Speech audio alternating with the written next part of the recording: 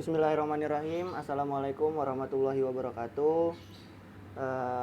Perkenalkan dan perkenankan kami untuk pada hari ini, pada siang hari yang berbahagia ini, kita mempresentasikan terkait masalah pasar dan juga pasar komoditas. Sebelumnya kami ingin memperkenalkan terlebih dahulu anggota-anggota dari kelompok 1, yang mana kelompok 1 sendiri beranggotakan yang pertama ada Muhammad Gading Fauzi, ada Muhammad Fikri Apriliansyah, ada Almansa Saifuddin, ada saya sendiri Royhan Fadila, dan juga yang terakhir ada Aditya Pratama. Untuk yang pertama, materi pertama ada pasar dan pasar komoditas. Menurut kajian ilmu ekonomi, pasar merupakan suatu tempat atau proses interaksi antar permintaan, pembeli, dan penawaran dari penjual dari suatu barang atau jasa tertentu. Proses interaksi tersebut dapat menetapkan harga keseimbangan pasar dan jumlah yang diperdagangkan. Dalam buku Pengantar Bisnis 2006 karya Muhammad Fuad, pasar adalah salah satu dari berbagai sistem, institusi, prosedur, hubungan sosial, dan infrastruktur di mana usaha menjual barang dan jasa dan tenaga kerja untuk orang-orang dengan imbalan uang. William J. Stanton, pasar adalah sekumpulan orang yang memiliki keinginan untuk puas, uang yang digunakan untuk berbelanja, dan memiliki kemauan untuk membelanjakan uang. Selanjutnya ada pasar komoditas. Pasar komoditas adalah suatu tempat pertemuan atau pasar antara permintaan dan penawaran komoditas atau barang. Ini merupakan pasar yang diperjualbelikan barang yang laku di pasaran dunia internasional. Komoditas itu sendiri adalah bahan baku dasar yang diperdagangkan dengan barang lainnya yang memiliki tipe sejenis. Beberapa komoditas yang diperjualbelikan di pasar ini adalah hasil pertanian, pertambangan, kehutanan, industri, serta jasa yang sudah memiliki standar internasional. Yang menjadi kegiatan utama dari pasar komoditas adalah terjadinya transaksi komoditas atau barang yang diperjualbelikan. Perdagangan di pasar ini bisa dilakukan dengan dua cara, yaitu perdagangan fisik yang bersifat efektif dan perdagangan berjangka yang bersifat spekulatif.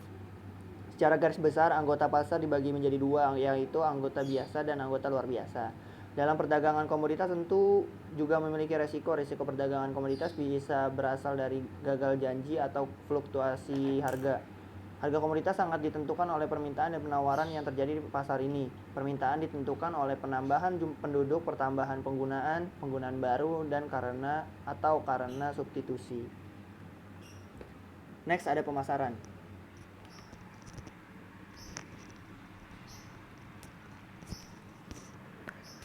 Selanjutnya, di sini terdapat berbagai pengertian dari para ahli terkait teori pemasaran. Yang pertama, teori yang dikemukakan oleh Radio Sunu pada tahun 1983, bahwasannya pemasaran adalah kegiatan manusia yang diarahkan pada usaha memuaskan keinginan dan kebutuhan melalui proses pertukaran. Selanjutnya, ada Downey dan Steve pada tahun 1992, bahwasannya pemasaran adalah telaah mengenai aliran produk dari produsen melalui perdagangan perantara kepada konsumen.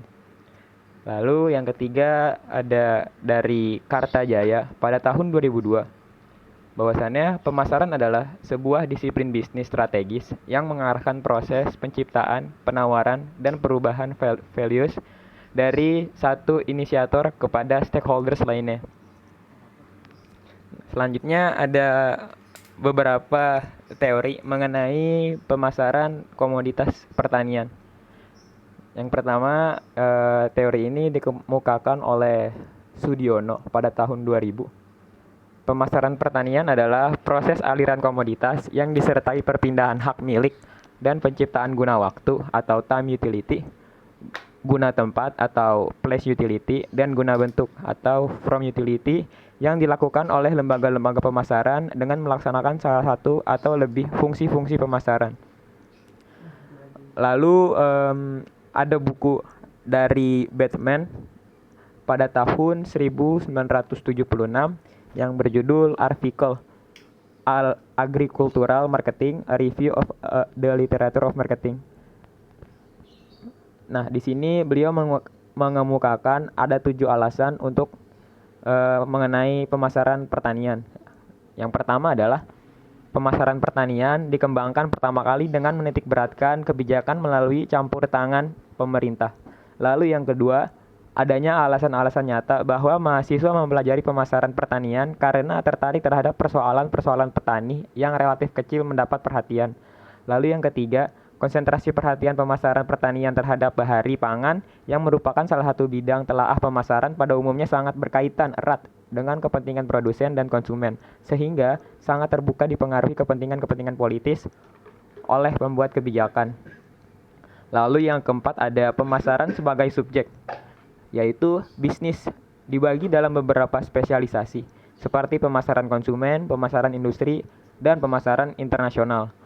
Pemasaran pertanian sebagai subjek bisnis sangat sulit dibagi menjadi sub-sub divisi seperti di atas, sebab pembagian pemasaran pertanian ke pemasaran konsumen dan pemasaran industri sangat tidak beralasan sama sekali. Lalu yang kelima, ada pengambilan keputusan pemasaran secara optimal oleh suatu perusahaan sangat tergantung lingkungan pasar, yaitu kegiatan perusahaan lain. Salah satu aspek lingkungan pasar adalah kebijakan politik. Kebijakan pertanian akan mengalami tumpang tindih jika dipisahkan dengan pemasaran pada umumnya. Selanjutnya yang keenam ada pemasaran pertanian menyangkut segala sesuatu yang terjadi pintu gerbang petani atau frame gate sampai ke konsumen, termasuk pengolahan bahan makanan. Lalu yang terakhir, yang ketujuh, dalam konteks ekonomi pemerintah mempunyai dua fungsi pokok. Pertama, memproduksi dan menawarkan barang-barang dan jasa sendiri. Dan yang kedua, bertindak sebagai pengatur atau regulator agar tercapai efisiensi ekonomi jika barang atau jasa diproduksi oleh pihak swasta. Oke, selanjutnya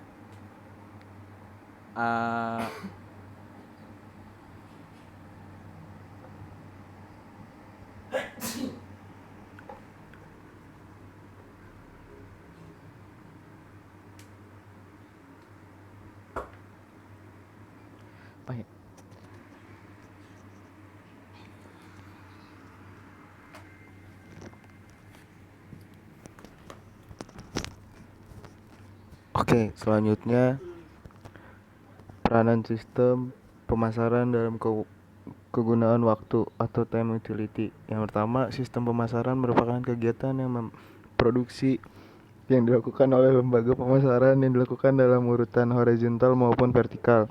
Pemasaran seperti disebut sebelumnya merupakan kegiatan yang produktif karena dalam kegiatan proses pemasaran menciptakan nilai guna bagi barang yang diproduksi. Salah satunya pemasaran memenuhi kegunaan waktu atau time utility.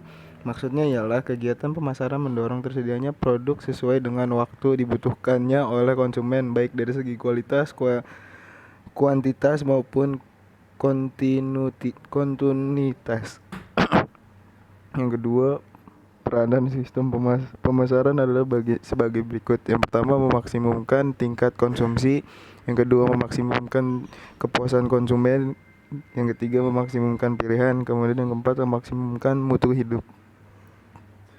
Kemudian faktor-faktor efisiensi pemasaran produk pertanian. Rasio efisiensi pemasaran atau operasional dapat dilihat dari peningkatan dalam dua cara, yaitu seperti kata Ratna Winandi Asmarantaka pada tahun 2009, yaitu pada perubahan sistem pemasaran dengan mengurangi biaya perlakuan pada fungsi-fungsi pemasaran tanpa mengubah manfaat atau kepuasan konsumen. Kemudian meningkatkan kegunaan output dari proses pemasaran tanpa meningkatkan biaya pemasaran. Lalu poin yang kedua, efisiensi harga adalah bentuk kedua dari efisiensi pemasaran. Efisiensi ini menekankan pada kemampuan sistem pemasaran yang sesuai dengan keinginan konsumen. Sasaran dari efisiensi harga adalah efisien alokasi sumber daya dan maksimum output. Sistem pemasaran dikatakan efisiensi apabila mampu meneruskan permintaan kepada petani atau produsen dengan wajar dan penawaran dari produsen kepada konsumen dengan biaya pemasaran yang minimum. Oke. Selanjutnya ada pendekatan sistem fungsi dan kegunaan pemasaran komoditas pertanian. Beberapa pendekatan yang dilakukan dalam sistem pemasaran komoditas pertanian yaitu pendekatan serba barang, serba fungsi, serba lembaga, dan serba management. Pendekatan serba barang yaitu suatu pendekatan pemasaran yang melibatkan studi tentang bagaimana barang-barang tertentu berpindah dari titik produsen ke konsumen akhir atau konsumen industri. Pendekatan serba fungsi yaitu penggolongan kegiatan atau fungsi-fungsi yang meliputi fungsi pertukaran, fungsi penyediaan, dan fungsi penunjang. Kegunaan pemasaran komoditas pertanian yaitu ada 4. Yang pertama ada kegunaan bentuk atau from utility. Terus yang kedua ada kegunaan tempat atau place utility. Yang ketiga ada kegunaan waktu atau time utility. Dan yang terakhir ada kegunaan kepenulikan atau processing utility. Selanjutnya ada lembaga dan saluran pemasaran komoditas pertanian. Lembaga pemasaran merupakan badan usaha atau individu yang menyelenggarakan pemasaran, menyalurkan jasa dan komoditas dari produsen kepada konsumen akhir, serta mempunyai hubungan dengan badan usaha atau individu lainnya. Lembaga pemasaran timbul karena adanya keinginan konsumen untuk memperoleh komoditas sesuai waktu, tempat, dan bentuk yang diinginkan oleh konsumen. Ya.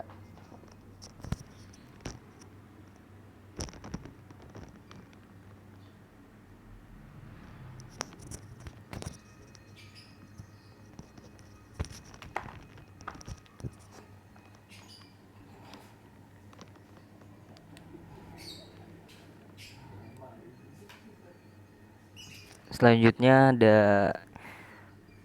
kendala dalam pemasaran produk pertanian.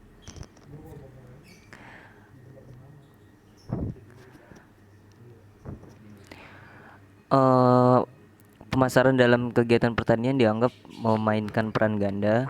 Peran pertama merupakan peralihan harga antara produsen dengan konsumen. Peran kedua adalah transmisi fisik dari titik produksi atau petani produsen ke tempat pembeli atau konsumen. Namun untuk memainkan kedua peran tersebut, petani menghadapi berbagai kendala untuk memasarkan produk pertanian, khususnya bagi petani berskala kecil. Nah, masalah-masalahnya diantaranya ada yang pertama, kesinambungan produksi. Kesinambungan produksi ini salah satu penyebab timbulnya berbagai masalah pemasaran hasil pertanian yang berhubungan dengan sifat dan ciri khas produk pertanian. Hal ini menyebabkan ada pedagang-pedagang tertentu yang tidak mampu menjual produk pertanian karena secara ekonomis lebih menguntungkan menjual produk industri atau agroindustri. Kendala yang kedua dalam pemasaran produk pertanian, kurang memadainya pasar. Kurang memadainya pasar yang dimaksud berhubungan dengan cara penetapan harga dan pembayaran. Ada 3 cara penetapan harga jual produk pertanian, yaitu yang pertama sesuai dengan harga yang berlaku, yang kedua tawar-menawar, dan yang terakhir ada borongan. Hal ini dilakukan sebagai jaminan terhadap produk yang diingini pedagang bersangkutan, sehingga petani tidak berkesempatan untuk menjualnya kepada pedagang lain. Kendala yang ketiga ada panjangnya saluran pemasaran. Panjangnya saluran pemasaran menyebabkan besarnya biaya yang dikeluarkan atau margin pemasaran yang tinggi, serta ada bagian yang dikeluarkan sebagai keuntungan pedagang.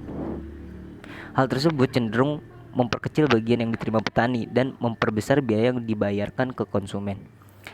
Kendala yang keempat ada rendahnya kemampuan tawar-menawar.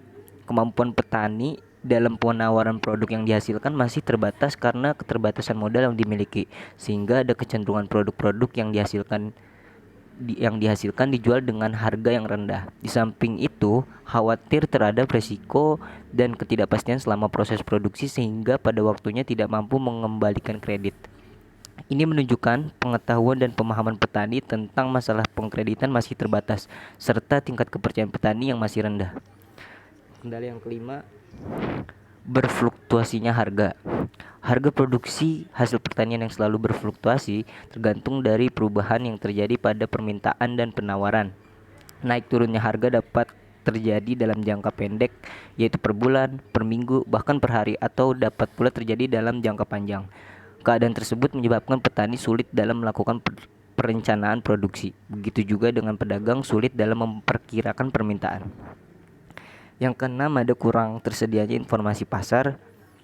Informasi pasar merupakan faktor yang menentukan apa yang diproduksi, di mana, mengapa, bagaimana, dan untuk siapa produk dijual dengan keuntungan terbaik. Oleh sebab itu, informasi pasar yang tepat dapat mengurangi risiko usaha sehingga pedagang dapat beroperasi dengan margin pemasaran yang rendah dan memberikan keuntungan bagi pedagang itu sendiri. Yang ketujuh, adanya kurang jelasnya jaringan pemasaran. Produsen atau pedagang dari daerah sulit untuk menembus jaringan pemasaran yang ada di daerah lain karena pihak-pihak yang terlibat dalam jaringan pemasaran tersebut dan tempat kegiatan berlangsung tidak diketahui. Di samping itu, tidak diketahui pula aturan-aturan yang berlaku dalam sistem tersebut. Hal ini menyebabkan produksi yang dihasilkan mengalami hambatan dalam hal perluasan jaringan pemasaran. Pada umumnya, suatu jaringan pemasaran yang ada antara produsen dan pedagang memiliki suatu kesepakatan yang membentuk suatu ikatan yang kuat. Yang ke-8, ada rendahnya kualitas produksi. Rendahnya kualitas produksi yang dihasilkan karena penanganan yang dilakukan belum intensif. Masalah mutu ini timbul karena penanganan kegiatan mulai dari prapanen sampai panen yang belum dilakukan dengan baik. Masalah mutu produk yang dihasilkan juga ditentukan pada kegiatan pasca panen, seperti melalui standarisasi dan grading. Standarisasi dapat memperlancar proses muat bongkar dan menghemat ruangan. Yang ke-9, ada rendahnya kualitas sumber daya manusia. Masalah pemasaran yang tak kalah pentingnya adalah rendahnya mutu sumber daya manusia, khususnya di daerah pedesaan. Rendahnya kualitas sumber daya manusia ini tidak pula didukung oleh fasilitas pelatihan yang memadai, sehingga penanganan produk mulai dari prapanen sampai pasca panen dan pemasaran tidak dilakukan dengan baik. Di samping itu, pembinaan petani selama ini lebih banyak kepada praktek budidaya dan belum mengarah kepada praktek pemasaran. Selanjutnya, ada paradigma baru, pemasaran produk pertanian alternatif. Paradigma baru pemasaran produk pertanian. Nah, alternatif pemecahannya adalah memberdayakan lembaga ekonomi pedesaan, yaitu koperasi. Koperasi merupakan badan usaha di pedesaan dan pelaksana penuh subsistem agribisnis. Dari sisi lain, koperasi juga merupakan pedagang perantara dari produk pertanian yang dihasilkan oleh anggotanya. Koperasi juga berfungsi sebagai lembaga pemasaran dari produk pertanian. Dalam koperasi dilakukan pengolahan hasil atau sortiran, pengolahan, pengepakan, pemberian label, dan penyimpanan sesuai dengan permintaan dan kebutuhan pasar. Kegiatan unit usaha ini akan menimbulkan multiplier effect ekonomi dalam kehidupan masyarakat. Pada hakikatnya, agribisnis sebagai unit usaha dapat menciptakan peluang usaha dalam kegiatan ekonomi sehingga menyebabkan naiknya pendapatan masyarakat yang ada, akhirnya meningkatkan kesejahteraan masyarakat pedesaan. Dalam era globalisasi pada saat ini dan masa-masa mendatang untuk menyongsong liberalisasi, perdagangan peranan pemerintah makin kecil. Bahkan kebijaksanaan pajak impor dan subsidi akan dihapuskan bila sampai waktunya. Dengan demikian, peran serta pihak swasta, yaitu perusahaan-perusahaan besar, sangat diperlukan untuk mengisi dan melengkapi berbagai program pemerintah. Hubungan ini dapat memberikan keuntungan kepada petani, yaitu pertama, transfer teknologi dan penyediaan masukan sehingga petani mampu bersaing dengan produk lain yang dihasilkan dengan menggunakan masukan dan teknologi yang lebih unggul. Yang kedua, dapat memperoleh informasi dan peluang pasar secara cepat. Ketiga, dapat membuka akses terhadap modal dan pasar. Yang keempat, adanya jaminan dan kepastian pasar bagi produk pertanian.